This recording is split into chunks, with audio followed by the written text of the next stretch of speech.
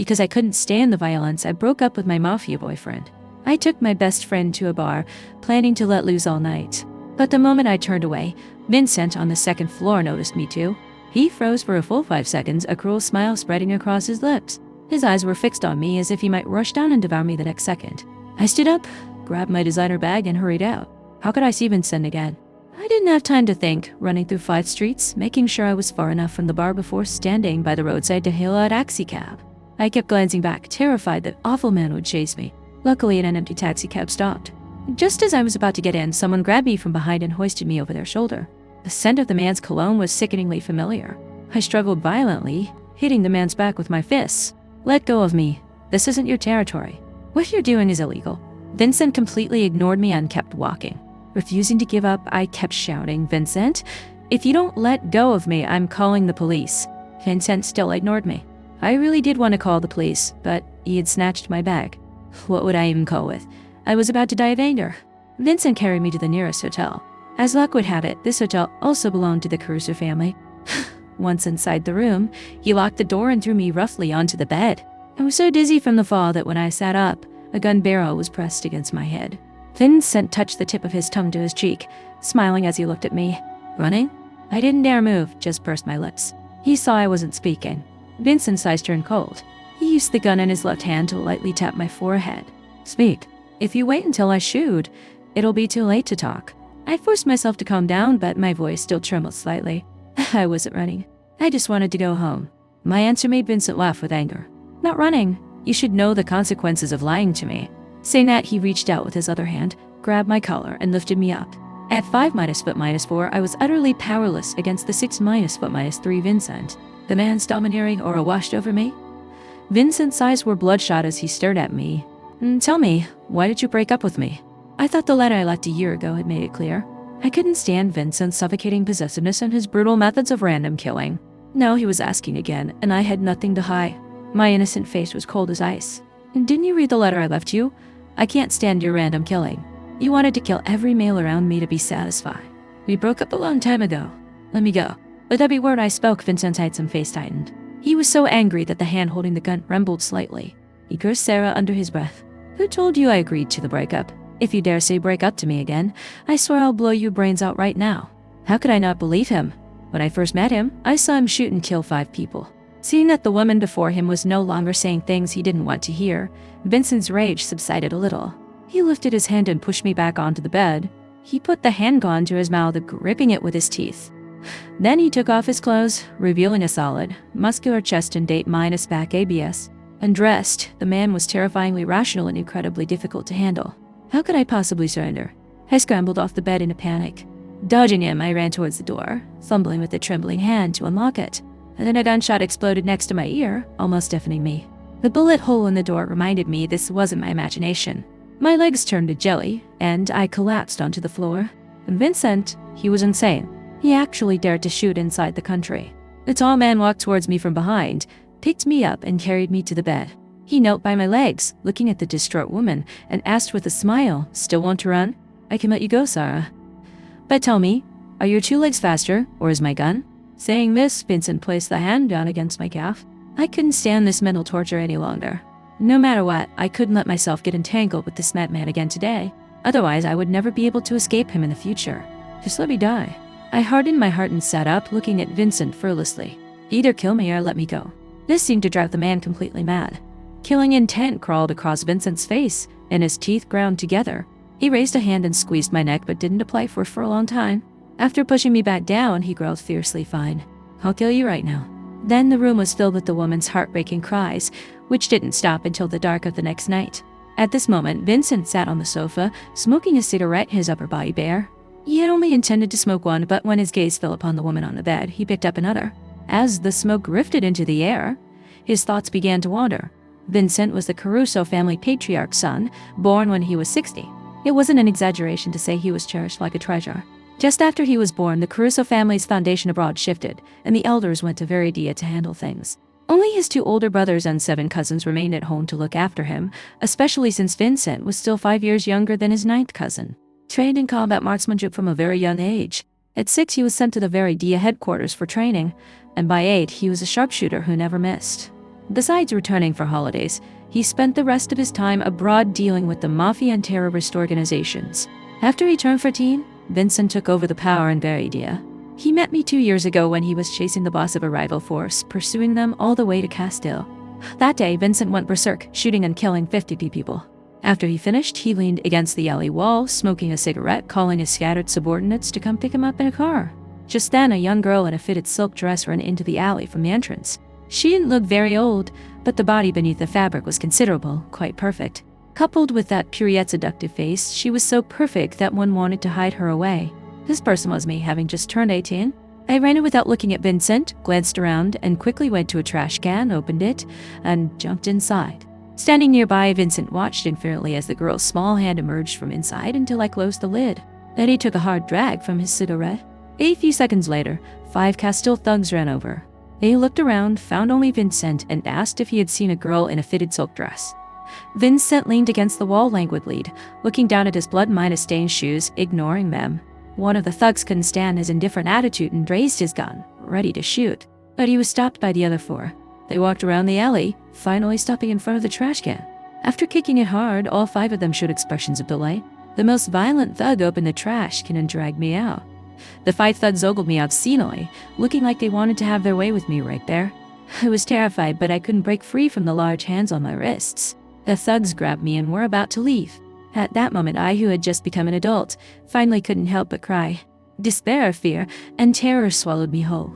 Catching a glimpse of the man smoking and watching me, I clung to him like a drowning person grasping the final straw, crying and begging him, "Please save me. Please." Vincent looked at me, a hint of playfulness flashing in his eyes. His voice was exceptionally magnetic and seductive. "Begging me? I don't do business at a loss. Tell me, what do I stand to gain?" Dragged by the thugs, I understood the underlying meaning of his words, but I couldn't hesitate now. I could distinguish between the assault by 1 man and the assault by 5. With a desperate shout, I cried, "If you save me, I'll do anything." Vincent got the satisfactory answer and smiled.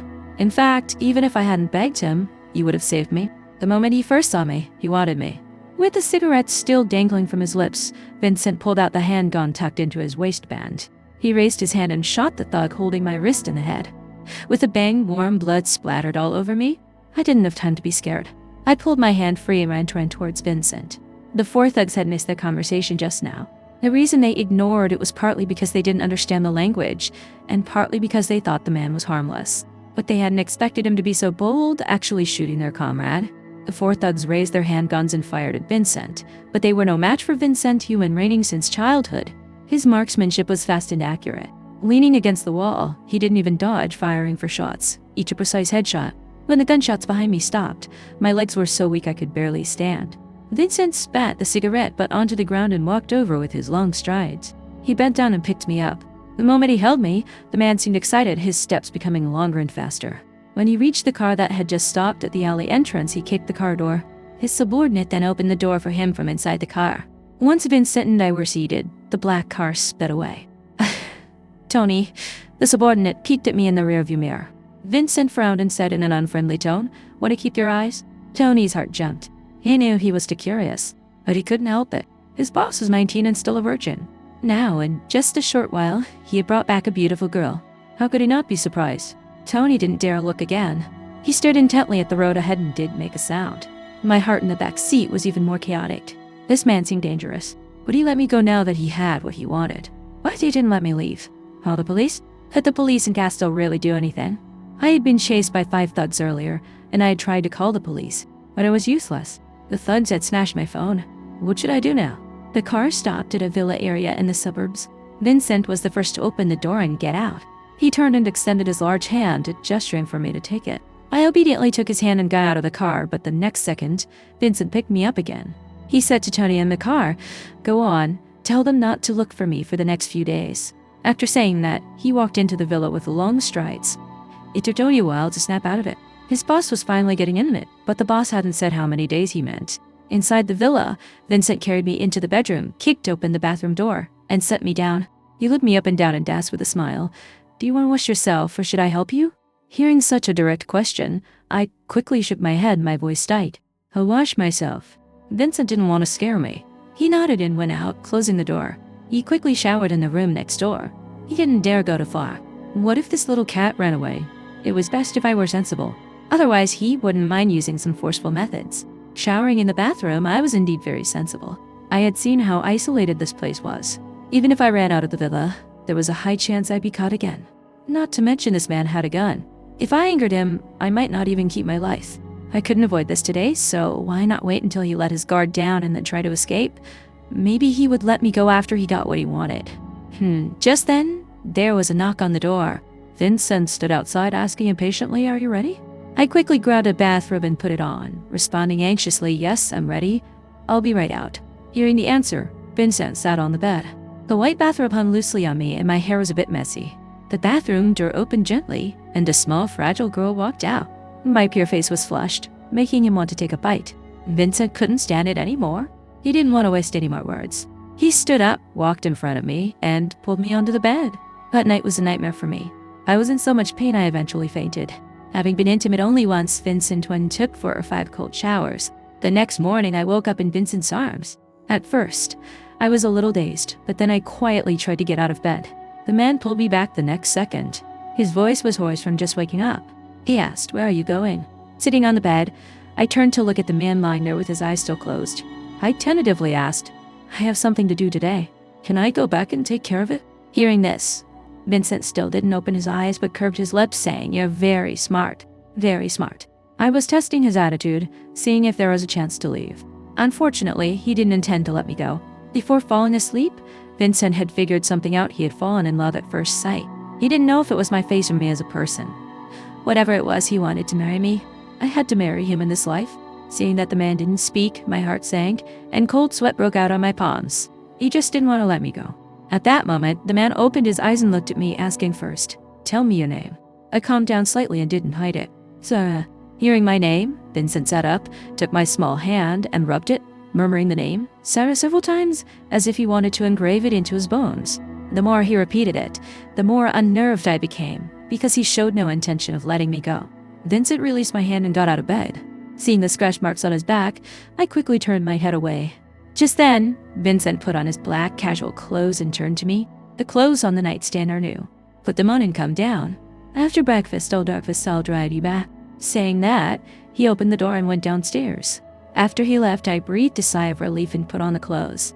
As I slowly got out of bed, the pain returned. I forced myself to walk out of the room and went downstairs, where I saw the man frying eggs in the open kitchen. I went to the dining table and sat down. My mind was a mess, thinking about going back to school and immediately booking a flight home. Just then, Vincent came over with a glass of milk in one hand and a plate of fried eggs and toast in the other. He placed the breakfast in front of me and sat down across from me. I was obedient and ate my breakfast. Seeing that he didn't plan to eat, I wanted to ask, but then thought it was better to communicate less. "I'm not hungry." Vincent watched me. This brunch was incredibly uncomfortable. Anyone would find it hard to swallow with a man staring intently across from them, but I had to finish it. After I finished eating, Vincent stood up and walked towards the door first. Didn't he wait for me? Didn't he see how terrified I was of him? If he got any closer, I might faint from fear. Vincent grew more annoyed the more he thought about it. He had never met anyone who rejected him so much in his life. Among women, I was the first. I didn't say a word on the way. Vincent's face was grim. Was he so undesirable to me that I didn't even want to speak? From yesterday until now, besides when he asked me something, I hadn't opened my mouth. Oh wait, he forgot. I had actively spoken to senses, one asking him to save me, and the other testing him. After the sports car drove out of the villa area, Vincent asked, "Where are you going?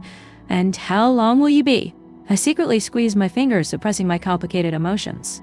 "Back to Fairfax Academy. I won't finish until tomorrow morning." Hearing this, Vincent gripped the steering wheel and refused. "I'll pick you up at 7:08. My hands were trembling more and more. I pretended to be understanding. "I'll be back at 7 on time. If you have things to do, go ahead and take care of them. We can just meet tonight."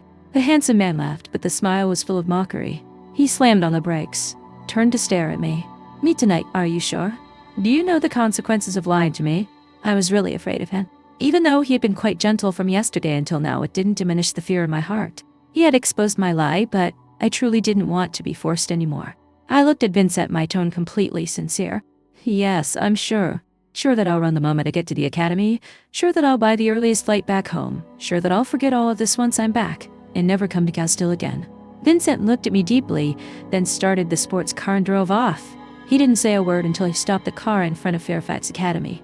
Looking at the familiar surroundings outside the car window, my heart felt a little joyful, but I didn't dare show it on my face. I turned to look at Vincent, who seemed a bit lost in thought, and quietly asked, "Can I get out now?" Vincent turned back, looking at this heartless woman. His voice was like it was squeezed through his teeth. "Are you sure you have nothing to tell me?" My gaze didn't waver. I knew what he wanted to hear. Nothing less than me admitting that I had just lied to him. I didn't run yesterday because I couldn't. Today, I had a chance, didn't I? If I didn't find a chance to run now, should I expect it later? I'll tell you tonight, okay? I looked at him, my face still open and honest. Vincent didn't look at me anymore and nodded. Getting his permission, I felt like I could fly away. I opened the car door, trying to stay calm, taking one step after another away from the man's clutches. Just as I was about to reach the academy entrance, I heard someone call my name from behind. I hadn't completely escaped yet. I had no choice but to turn around and look at the man across the street. Vincent leaned against the sports car, looking at me. His voice wasn't loud, but it was enough for me to hear. My name is Vincent." Saying that, he smiled at me. He had a beautiful smile. At least in that moment, my heart skipped a beat. I waved at him, turned the academy. He took a cigarette from his pocket and put it in his mouth, but then realized he had forgotten his lighter. He put the cigarette back, then took out his phone and dialed a number. After the person on the other end answered, he ordered coldly, "Have Ments around Fairfax Academy." I was an international student.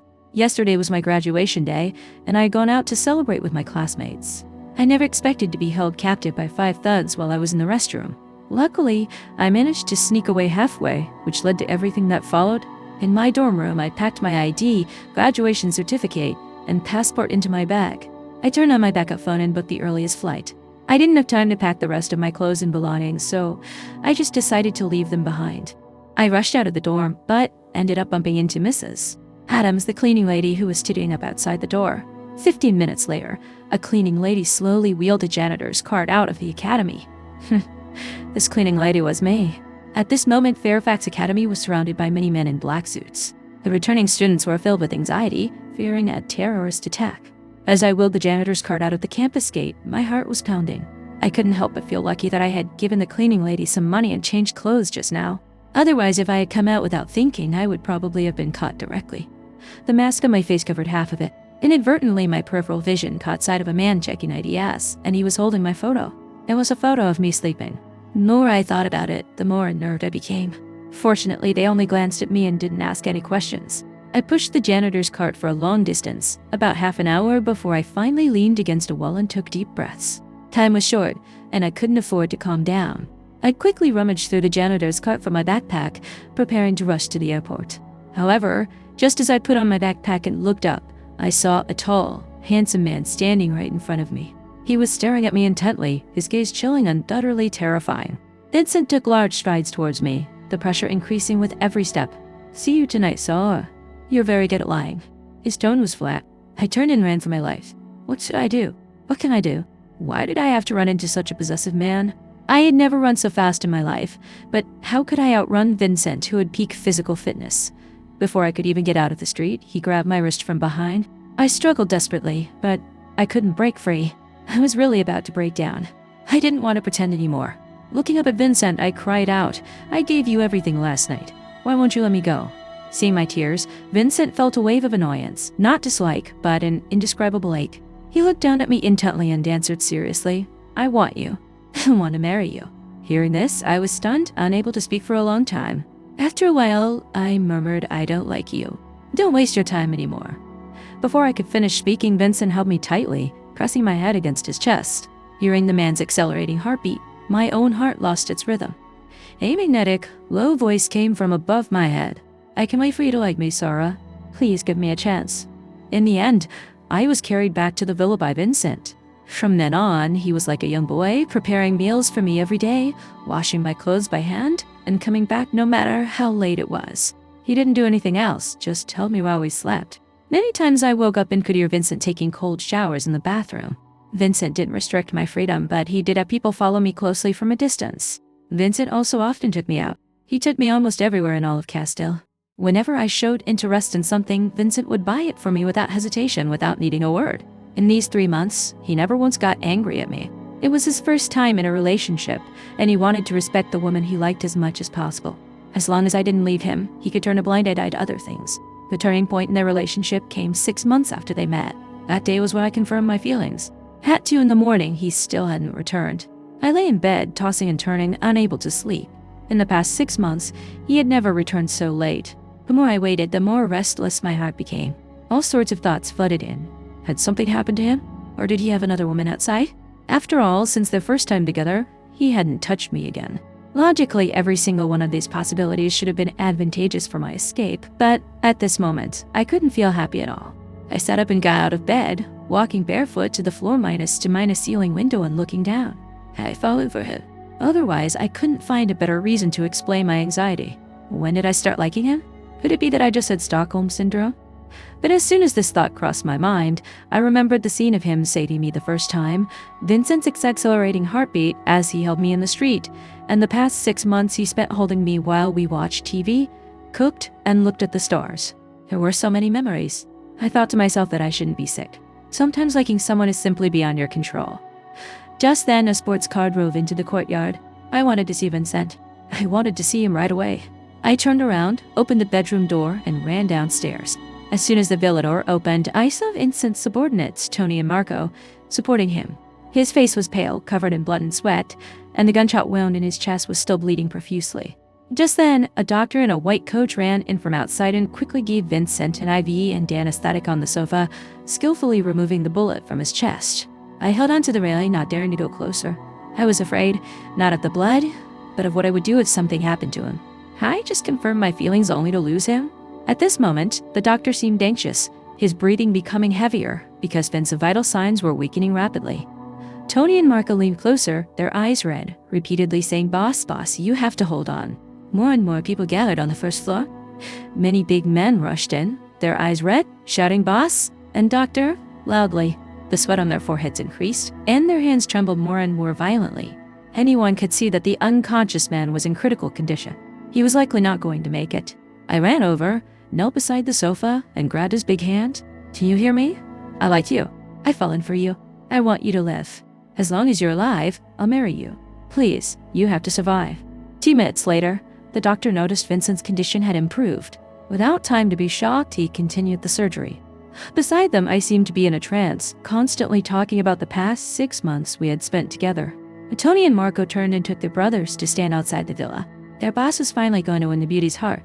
3 days later, I woke up in Vincent's arms. I looked up at him and saw that he was smiling back at me.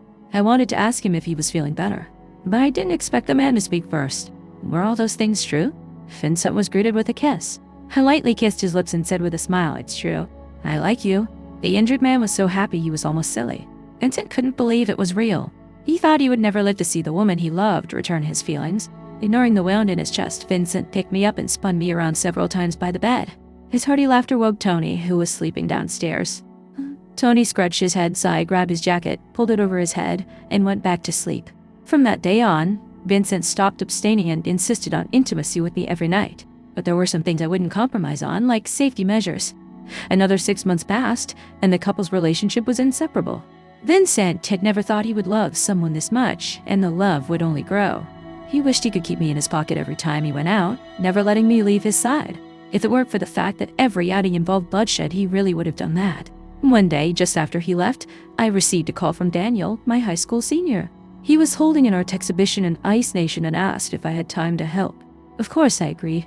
In high school, I once fainted from low blood sugar, and Daniel was the one who took me to the hospital. I quickly got out of bed, my legs feeling like they didn't belong to me anymore. I washed up and went to my closet to find a very conservative white dress. I put it on and saw the hem reached my ankles. I shook my head helplessly. All the dresses he bought me were like this. I went downstairs, got into the car, and headed to the place where Daniel was holding his art exhibition. Upon reaching the destination, the driver, who was Chris, Vincent's subordinate, turned around to look at me. "Sarah, I'll wait for you here." I opened the car door and nodded at him. "I'll be back as soon as I can." After I got out of the car, I happened to run into Daniel coming out to see a guest off. His eyes lit up when he saw me. He jogged over, his voice very gentle. "Sarah, you're here. Have you eaten? Let me take you to eat first. It's been 2 or 3 years since we last saw each other." "I'm happy to, Sarah." I still shook my head. "No, I've already eaten. Please take me inside first and see if there's anything I can help with." Daniel, who had been rejected, felt a little disappointed, but a smile on his face didn't fade. He said softly, "Okay, Sarah, come on in with me." The two of us walked in, one after the other. Chris in the car furrowed his brows. After hesitating for a long time, he took out his phone and dialed a number. On the other side, the atmosphere was far less harmonious. In an unfamiliar villa, Vincent sat casually on a sofa, wearing a slightly long white shirt, his long legs crossed. Vincent glanced at the man kneeling before him. "How do you want to die?" The man gave a bitter smile and quickly dropped to his knees and begged Vincent, "Please spare my wife and child. You can do whatever you want with me." Tony and Marco, standing nearby, sneered. The remaining subordinates also chuckled coldly. Zebek actually dares to beg our boss. Does he want to die even more painfully? Vincent was also amused by the man. He raised his hand and shot him in the shoulder, then leaned down and put the gun to the man's head. "Any other requests? Feel free to tell me." Vincent found him quite interesting. He had threatened Vincent's subordinate into helping him transport contraband.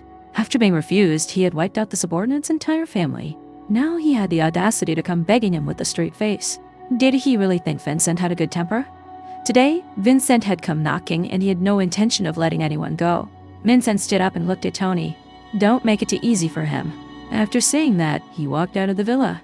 As soon as he got in the car, Vincent's phone rang. He took it out and saw it was Chris. His heart sank and his fingers trembled slightly. After hanging up, Vincent's eyes were red with anger. He started the sports car and drove off. On the other side, I saw it was getting late. Facing Daniel, who was arranging picture frames nearby, I said, "Senior, I should go back now. I'll make the changes to that painting when I get back." Daniel had wanted to say it was late and asked me to dinner, but it seemed that wasn't going to happen. He picked up his jacket and handed it to me. "Okay, put it on. It might be a bit chilly outside." I shook my head and refused. "No need, Senior. I'm not cold." Daniel, having been rejected repeatedly, felt quite upset. Looking at me, he tentatively asked, "Junior, do you have a boyfriend?" "Yes, I have a boyfriend," I answered honestly. Hearing this, Daniel couldn't say whether he was angry or annoyed. Seeing Daniel stunned, I hugged the painting paper and walked quickly outside. I felt very uncomfortable here today. Daniel's gaze kept lingering on me, and even I, who was slow to react, could see the longing in his eyes. I didn't dare point it out. After I finish modifying this painting, I'll have someone send it over. It's better not to meet again in the future. Daniel saw my retreating back and followed me quickly. "Sarah, let me walk you out." Hearing this, I walked even faster. I went outside, saw Chris's car, and started to run, but I missed a step and was about to fall. Daniel, who had followed me, quickly grabbed my arm, his fingers brushing against my skin unintentionally. After I stood steady, I quickly pulled free and took the steps back. "Thank you, Senior. I'll be going now." Just then, a gunshot rang out behind me. The next second, I saw blood gushing from Daniel's hand. Daniel's lips turned white with pain. Cold sweat dripped from his temples. He clenched his teeth and didn't make a sound. I wanted to go forward and pull him to hide, but the next moment, I was pulled into someone's arms. Upon smelling the familiar scent, I finally felt a sense of relief. But then 5 more gunshots rang out. This time I saw it clearly. It was Vincent who was shooting. I grabbed his hand and raised the handgun. "Vincent, don't shoot anymore." The raging man had no trace of rationality in his eyes. He looked down at me and said coldly, "Get away." How could I let go? I held onto the gun, my voice trembling as I coaxed him. "Let's go home, okay? Let's go home right now, okay?" Vincent saw the frightened girl and forced himself to suppress the urge to kill. He slowly lowered the hand holding the gun, put his arm around me, and walked towards the sports car parked by the roadside. He opened the door and roughly shoved me inside, then started the sports car and drove away. The car drove incredibly fast on the way back. When we reached the villa, Vincent carried me directly upstairs. After throwing me onto the bed, he questioned me fiercely. "Why did you save him?" I sat up looking at the angry man standing by the bed, just as furious. "What about you? He just helped me because he was afraid I'd fall and you crippled his hand. You even tried to kill him. Vincent, don't you think you went too far?" Vincent's bloodshot eyes stared intensely at me. He said cruelly, "Too far? Anyone who dares touch my woman deserves to die." Hearing these inhuman words, I was about to explode with anger. Seeing that I wasn't speaking, Vincent took out his phone and gave an order to the person on the other end. "Take care of that man." But the next second, he saw the woman on the bed run to the balcony and try to jump. This scared Vincent so much he rushed over and grabbed my hand, not even hanging up the phone. He said in a panicked voice, "Wait, don't go." Vincent was both shocked and terrified. He held my hand, looking down at me, his voice a little choked. "He's that important? Important enough for you to die for him?" The girl fought back the tears and explained, "He's not important. But I can't just watch an innocent person die because of me. Don't do anything else. I won't see him again ever." Vincent seemed to have heard, and also seemed not to have heard. He let go of me and walked out without a word. From that day on, a thorn was lodged in both their hearts. During the day, I couldn't see him. At night, Vincent would come back, say nothing, and torture me relentlessly. He kept me up all night. Before, he would have been considerate of my feelings, but now there was only destruction. The last time, he pushed me so hard I developed a high fever, temperature over 100 degrees Fahrenheit, and it wouldn't come down. Only then did Vincent realize he'd gone too far. All he wanted was for me to give in a little. What had he been doing these past few days? By the time the doctor arrived, I had already lost consciousness, and my heartbeat was gradually weakening. Seeing there was nothing he could do, Vincent picked up the girl and ran downstairs, driving her to the hospital in his sports car. As soon as we arrived at the hospital, I was rushed into the emergency room ER. Vincent leaned against the wall, head bowed, letting tears fall to the ground one by one. After a moment, he raised his hand and slapped himself hard, the force so strong that blood trickled from the corner of his mouth. Vincent was terrified, afraid I would leave him. He couldn't be without me, not for a single moment. Daniel was right. He didn't deserve me. He truly was a demon. When he was 3 years old, Vincent started showing signs of being abnormal. He wanted to kill people and enjoyed it. A fantasy of the thrill after killing made him tremble with excitement. He had a strong possessiveness over things he liked. No one could touch them or Vincent would become furious and go wild. Later, Robert, his older brother, specifically found experts to treat him, but there was no improvement. They had no choice but to discuss sending him abroad with their father. But Vincent had thought about killing anyone except the girl he loved. By the time the doctor wheeled me out, the emergency room was surrounded by many men in black suits, which scared him so much his legs felt weak. Fortunately, the person was saved. Seeing me wheeled out, Vincent stumbled over, grabbing my hand and refusing to let go. He didn't release it even when we reached the hospital room.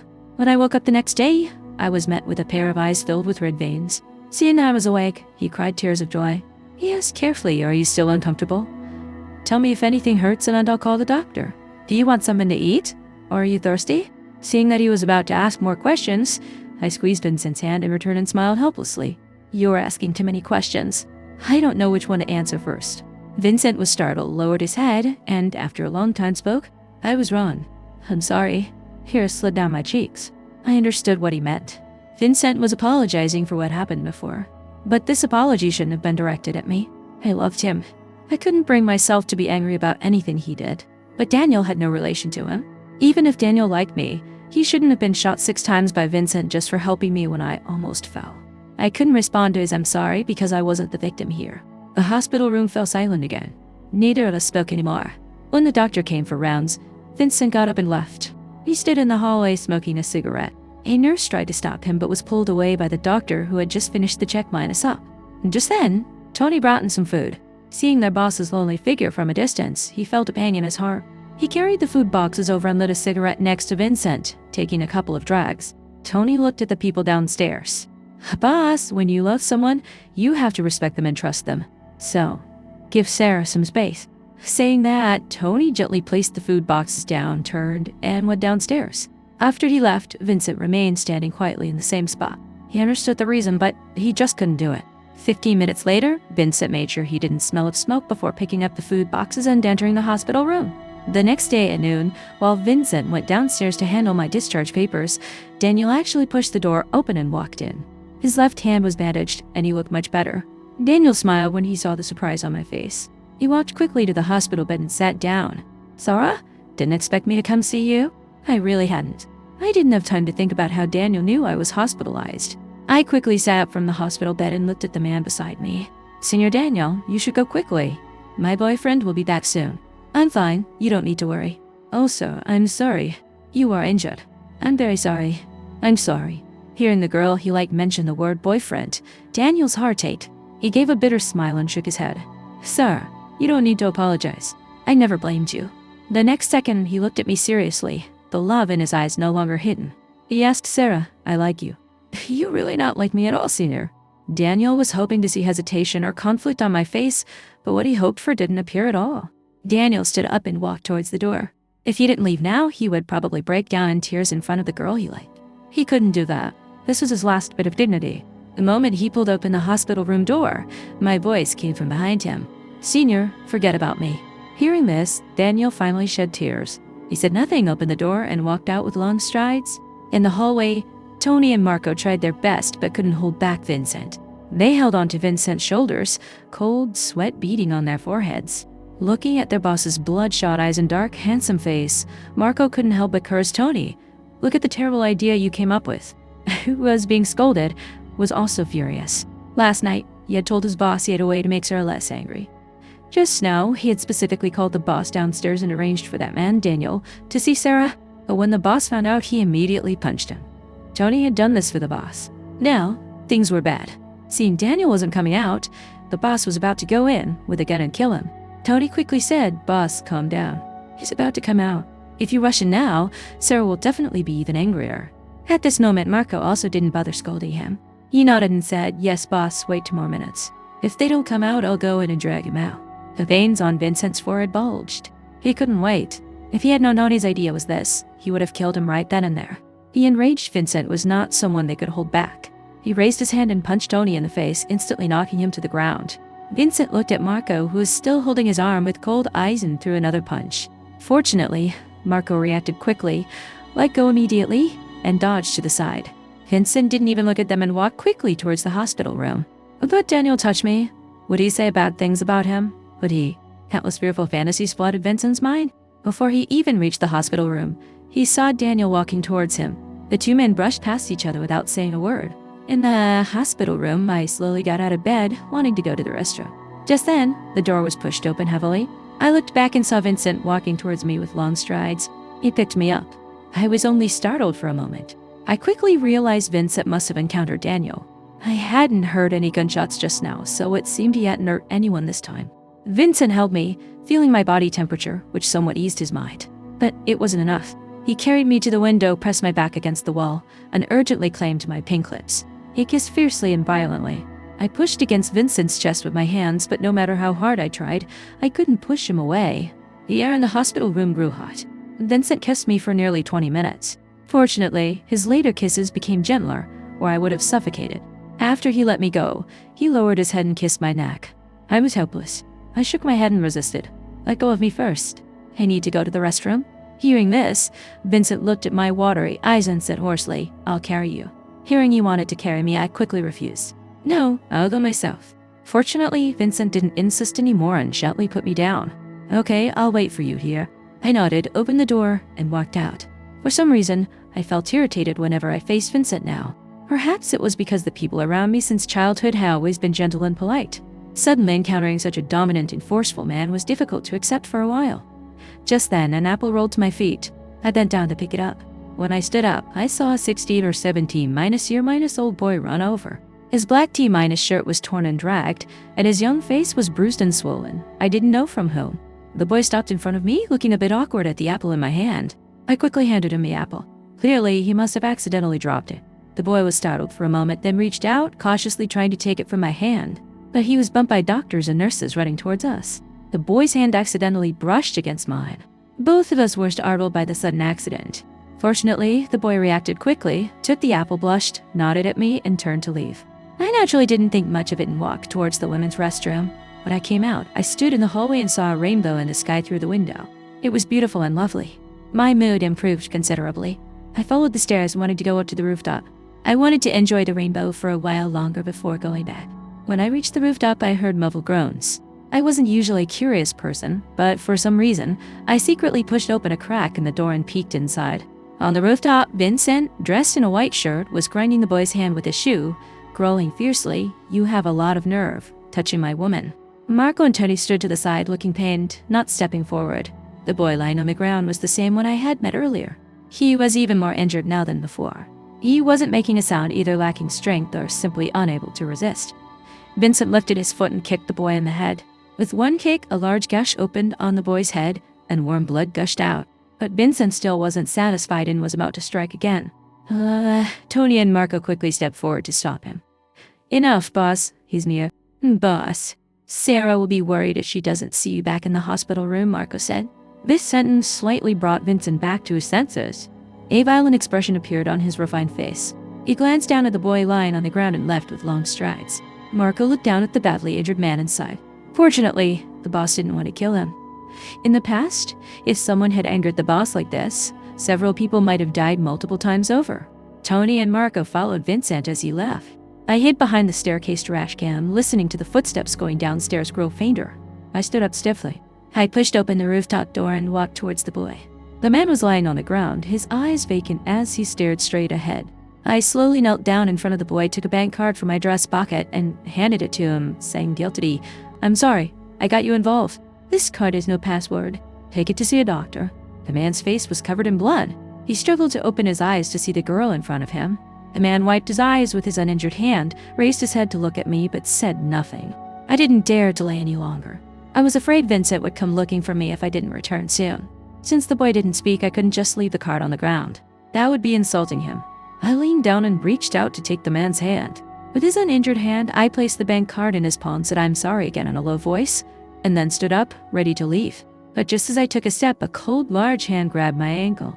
I looked down at the boy, feeling a bit confused. Was he going to hit me? It made sense. After all, he was injured because of me. It was normal for him to want to vent. But the next second, the boy looked up and laughed. His smile wasn't pretty. His face was covered in blood, making it hard to see his features. But his teeth were incredibly white. Yet, I thought it was beautiful because I could feel that the boy was very happy and pure at the moment. I looked down at him and smiled back, my dimples showing. He slowly released his grip on my hand. I didn't have time to say anything else. I jogged over, opened the rooftop door, and left. Vincent sat on the hospital bed, also looking at the rainbow outside. He had returned just now and hadn't seen me, so he went to wait outside the women's restroom. Just then, a nurse needed to go in, so Vincent tasked her to look for me inside. The nurse searched everywhere inside but didn't see anyone. Ignoring her own urgency, she ran out to tell him, asking Vincent where else he might look. Where could he look? Was I forcing him? Did he annoy me that much now? Sitting on the hospital bed, Vincent stood up and walked to the window. He took a cigarette and his phone from his pocket. He lit the cigarette and immediately dialed a number. The phone rang several times without being answered. Vincent wasn't impatient. He took slow drags of his cigarette, suppressing the frustration in his heart. Just then, the person on the other end finally answered. The man's voice was low, but also contained a hint of surprise. "Vincent, what makes you call your older brother? Are you in some kind of trouble?" It wasn't surprising that Robert, his older brother on the other end, thought this way. His younger brother had been abroad for so many years and had never actively called his family. Usually, whoever missed him the most would call him. Maybe he'd answered out of 10 calls. Vincent exhaled smoke. "Robert, is that expert you mentioned last time still in Castile?" "If he is, ask him to come see me tomorrow." Robert on the other end paused and asked softly, "Yes, he's here. I'll have him go see you tomorrow." And so they have it. "You want me to come see you, Vincent?" Just then, the hospital room door was pushed open, and I walked in. Vincent turned to look at me. There was a layer of dew on my small, straight nose, and my chest was heaving violently. I looked like I had rushed back from somewhere. Vincent put out the cigarette in his hand and said the words faintly into the phone. "No need." Then he hung up. Vincent turned and took tissues from the nightstand. Walking towards me, he bent down and gently wiped the sweat from my face. "Why were you running so fast? I'll always wait for you." This sentence had a deeper meaning, but I pretended not to understand. I let him wipe my sweat. "I won't run so fast anymore." After wiping my sweat, Vincent reached out and touched my face. His dark eyes seemed to want to swallow me whole. "And then promise me you won't run away again, okay?"